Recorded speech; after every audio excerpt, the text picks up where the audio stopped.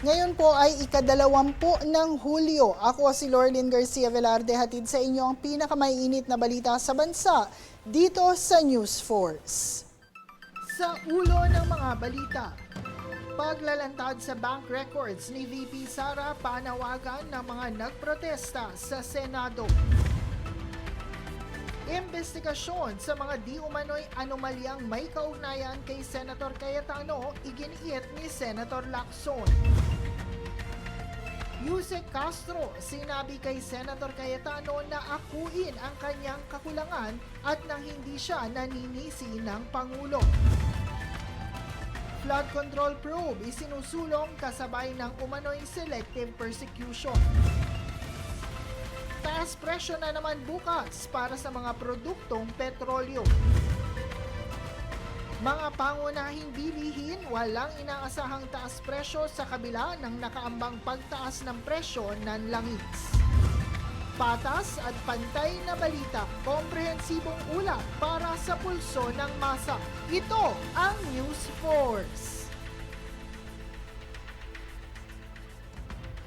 Para sa ating pangunahing balita, nakatutok ang Senado bilang impeachment court sa pagdedesisyon kung pagbibigyan nga ba ang kahilingan ng House Prosecution Panel na mag-issue ng subpoena para sa tax at bank records ni Vice President Sara Duterte at ng kanyang asawa na si Attorney Manasseh Carpio.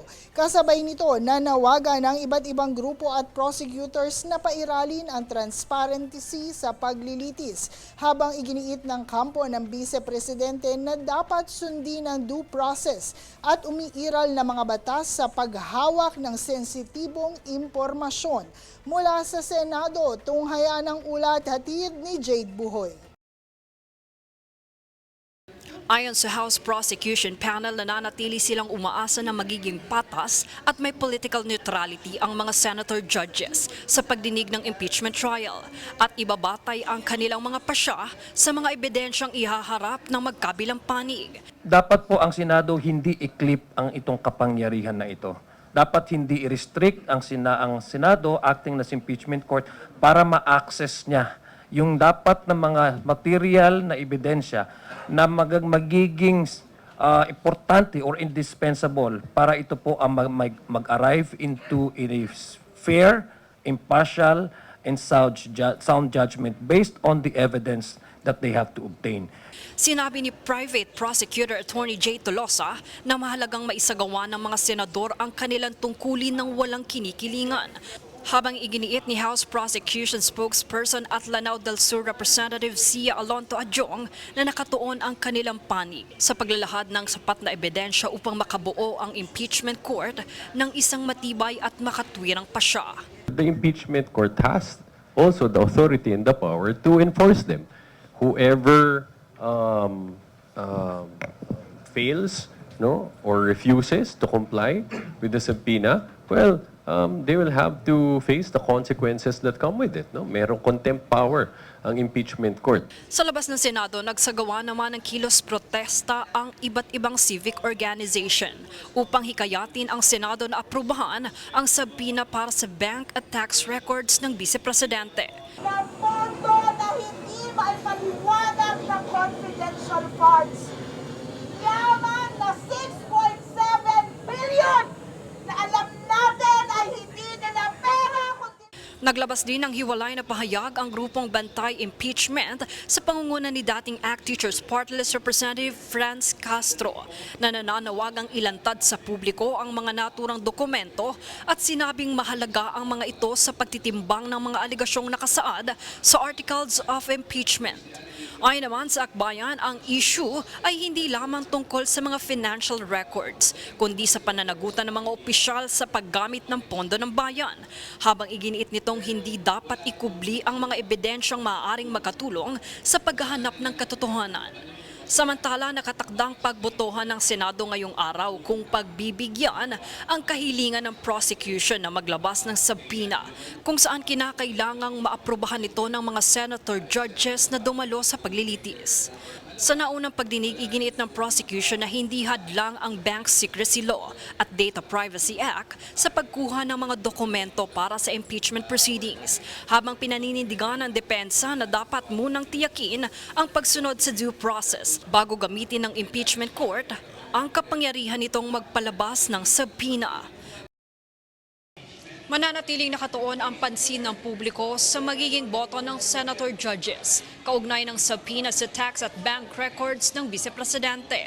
Ang magiging desisyon ng impeachment court ay inaasahang magkakaroon ng malaking epekto sa direksyon ng paglilitis at pagtalakay sa mga ebidensyang ihaharap sa magkabilang panig. Jade Buhoy, nag-uulat para sa Golden Nation Network.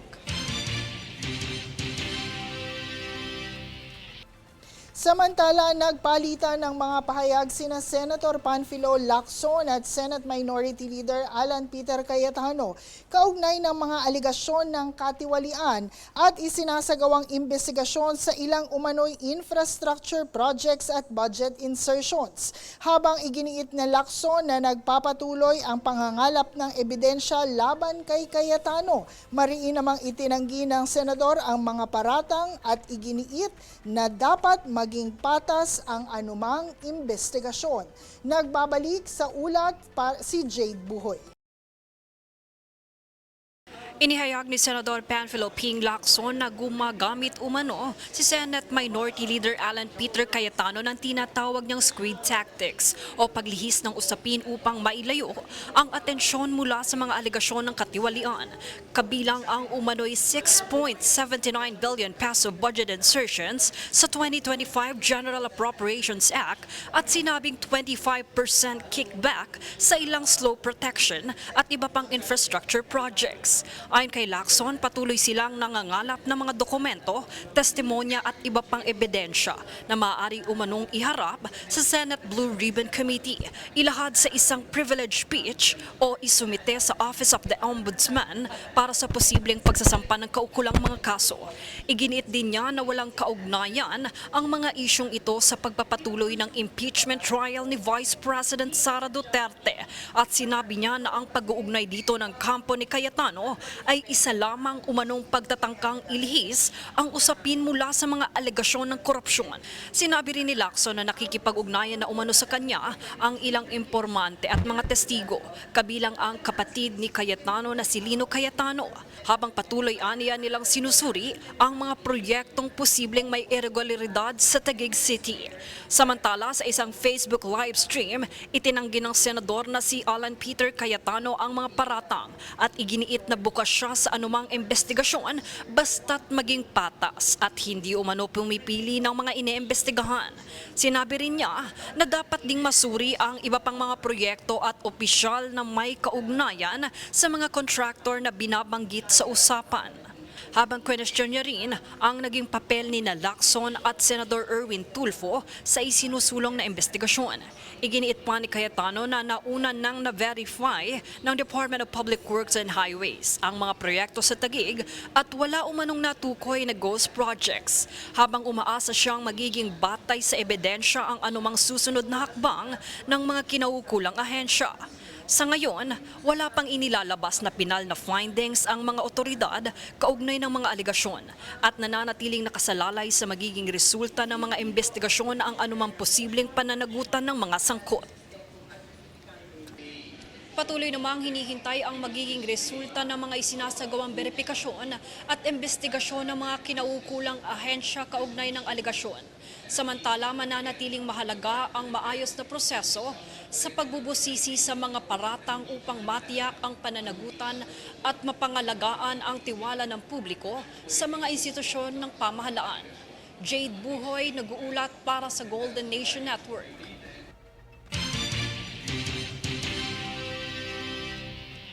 Kaugnay nito, Presidential Spokesperson Claire Castro, binigyan linaw ang sinabi ni Senator Alan Peter Cayetano na kaya ng gobyerno pero ayaw ng Pangulo ang kanyang 10,000 pesos na ayuda para sa mahihirap. Sinabi ni Cayetano na noong 2021 patungong 2022.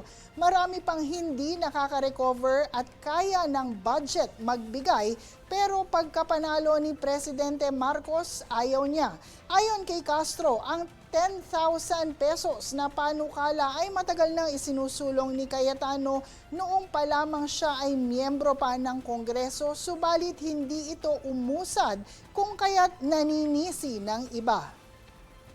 Itong panukalang 10,000 pesos na ayuda sa bawat pamilya ay isinulong ito nang siya pa ay miyembro ng Kongreso.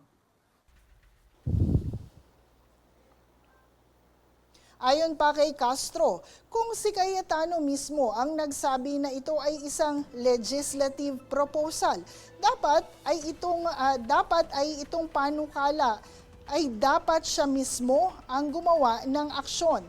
Dagdag pa niya, ang mga kahinaan ni Cayetano at kabagalan ay hindi dapat isinisisi sa iba. At ng July 24, 2021, no hindi nga po umusad, ang sabi niya, let's give people 10K, not 10K excuses. Again, dahil hindi ito umuusad sa Kongreso, muli naninisi siya ng iba. Ang isang panukala, kung maganda naman ang maidudulot at kaya, hindi posible itong ipasa. At nung naipasa ang 2022 national budget, hindi pa rin po Pangulo, si Pangulong Marcos Jr. noon. At ikinalungkot niya na hindi ito nabigyan ng pansin dahil hindi na isama sa 5 trillion 2022 national budget.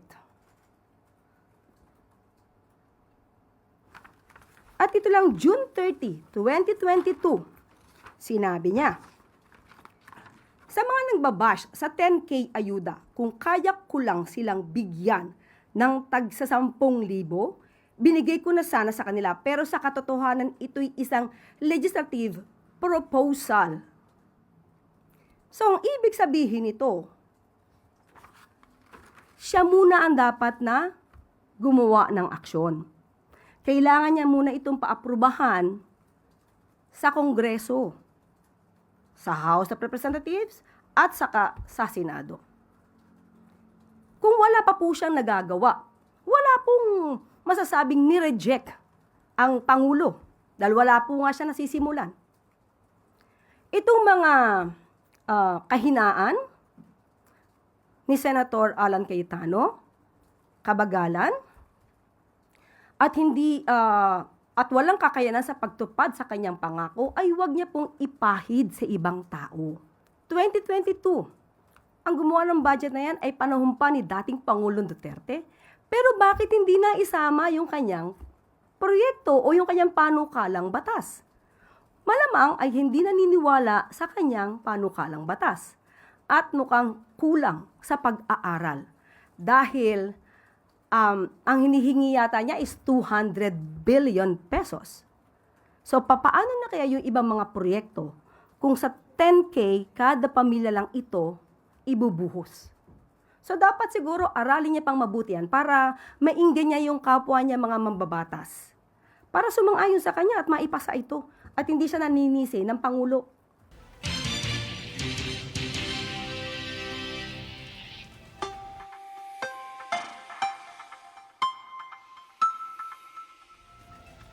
Sa ating ulat panahon, maaliwalas na panahon ang mararanasan sa bansa habang mahinang habagat naman ang nakakaapekto sa kanlurang bahagi ng Luzon at Visayas. Asahan ng mainit at maalinsangang panahon sa buong bansa, ngunit asahang makakaranas ng makulimlim na panahon at kalat-kalat na pag-ulan sa kanlurang bahagi ng bansa dulot ng habagat.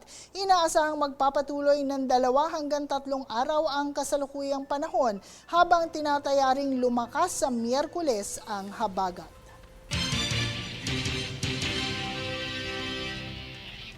Susunod sa News Force. Flood control probe isinusulong kasabay ng umano'y selective persecution. Pagpapalakas ng solid waste management isinusulong bunsod ng trahedya sa landfill. PNP isinusulong ang malawakang paggamit ng 911 hotline bilang proteksyon sa motorcycle taxi riders. Manatiling nakatutok para sa higit pang mga balita sa pagbabalik ng News Force.